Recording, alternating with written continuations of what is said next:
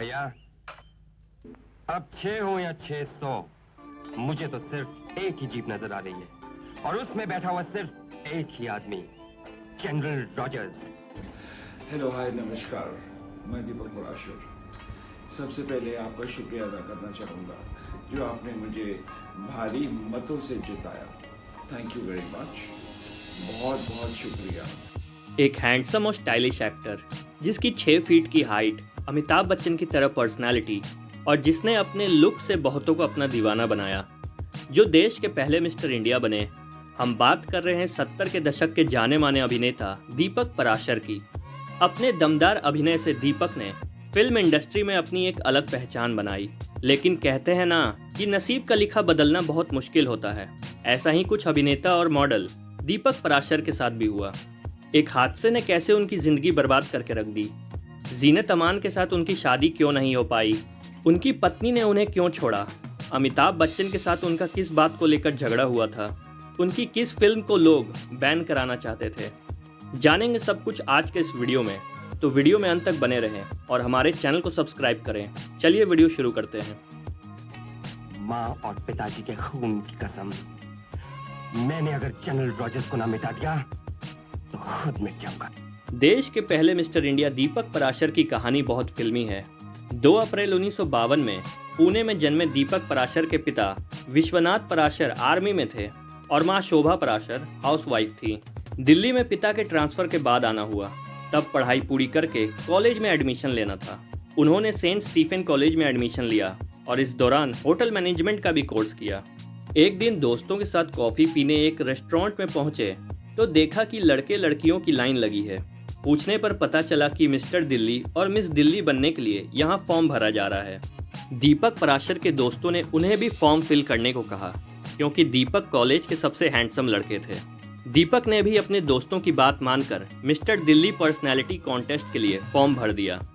दोस्तों ने उनके कपड़ों का इंतजाम किया और दीपक पराशर रैंप वॉक से लेकर सवाल जवाब तक सारे राउंड पास करते चले गए।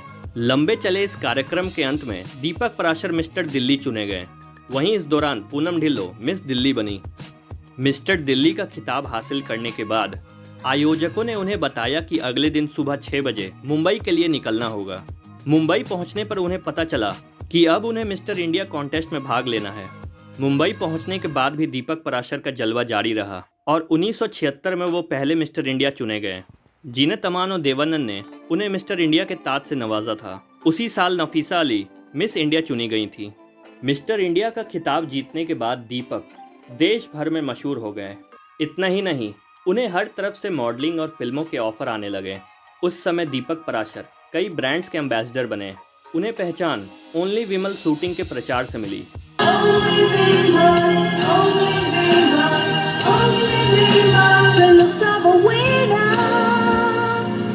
मॉडलिंग करने के बाद दीपक पराशर ने फिल्मों की तरफ रुख किया।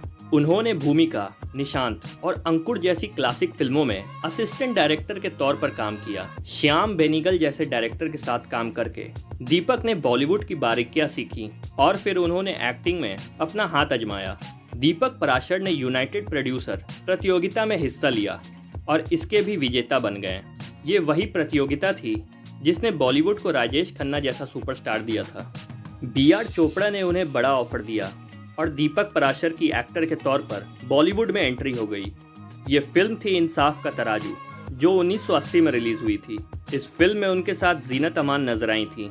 इसके बाद आप तो ऐसे ना थे मैं उन्हें देखा गया। फिल्म का गाना तू इस तरह से इतना हिट हुआ कि लोग ही नहीं, मेकर्स भी उनकी अदाकारी के दीवाने हो गए। ये वो दौर था जब मल्टी स्टारर फिल्में ज्यादा बन रही थी। राज बब्बर के साथ उनकी जोड़ी खूब जमी।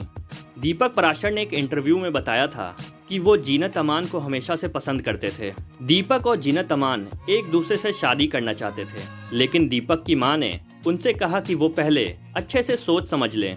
उनकी मां ने आगे कहा कि तुम्हें ऐसी लड़कियां पसंद हो सकती हैं, लेकिन उससे शादी करके शायद तुम खुश ना रहो, फिर भी सोच समझकर फैसला लेना। जब दीपक पराशर ने जीनत अमान को ये सारी बातें बताईं, तो उनके इस जवाब को सुनने के बाद जीनत अमान ने उनसे फिर कभी बात नहीं किया। साल 1982 में सिनेमा घरों में दीपक पराशर की एक ऐसी फिल्म ने दस्तक दी जिसकी रिलीज के दौरान काफी हंगामा हुआ था। जहां आज सोशल मीडिया के दौर में कई फिल्मों को बॉयकॉट कर दिया जाता है, वहीं उस दौरान सोशल मीडिया ना होने के बाद भी फिल्म के रिलीज पर खूब रोक लगाई गई।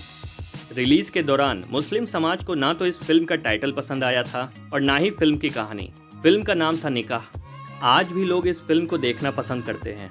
ट्रिपल तलाक पर आधारित इस फिल्म का निर्देशन B.R. चोपड़ा ने किया था। इस फिल्म के रिलीज के बाद खूब तहलका मचा था। पूरा मुस्लिम समाज सड़कों पर उतर आया था इस फिल्म को रोकने के लिए, लेकिन फिल्म ने बॉक्स ऑफिस पर सफलता के झंडे गाड़ दिए थे। खुदा जानता है मैंने जो कुछ भी किया पैसों के लिए नहीं, बल्कि अपनी कौम, अपने मजहब। कौम और मजहब का नाम लेते हुए शर्म नहीं आती आपको? इस तरह कौम की मदद की जाती है?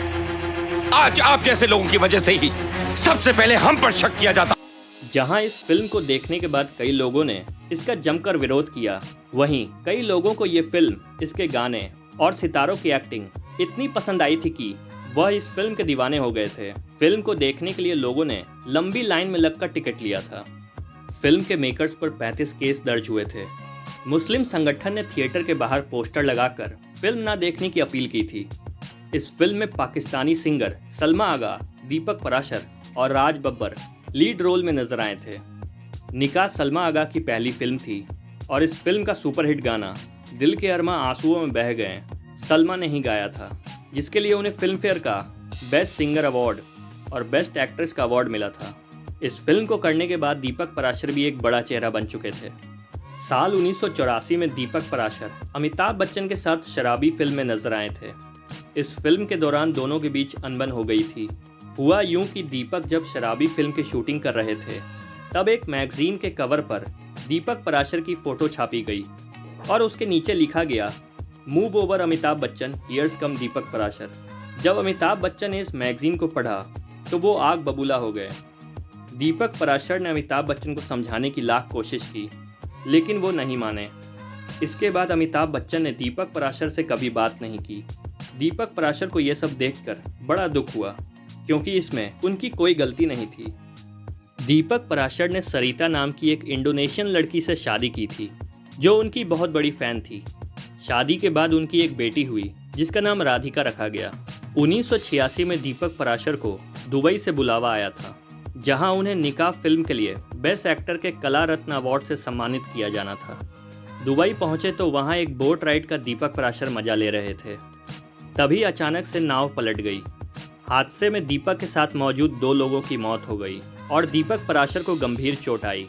उनका बायां पैर इंजन के प्रोपेलर से जा टकराया, जिससे उनके पैर के काफ मसल के 2 टुकड़े हो गए। उनका बहुत सारा खून बह गया। उन्हें तुरंत अस्पताल ले जाया गया।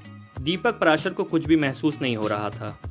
टांग काटने की नौबत आ चुकी थी, लेकिन काफ़ी मशक्क़त के बाद दीपक को बचा लिया गया। टांग का इलाज हो गया और उसे काटना नहीं पड़ा, लेकिन दीपक पराशर अब व्हीलचेयर पर आ गए थे। कई दिनों के बाद उन्हें भारत वापस लाया गया। जो व्यक्ति एक खूबसूरत पर्सनैलिटी का मालिक था, वो अब व्हीलचेयर पर चलने को मजबूर था। इस मुश्किल घड़ी में तब और दुखों का पहाड़ टूट पड़ा जब उनकी पत्नी अपनी बेटी को लेकर उन्हें छोड़कर चली गई। हालांकि दीपक के माता पिता ने उनकी इस कठिन घड़ी में उनका साथ दिया।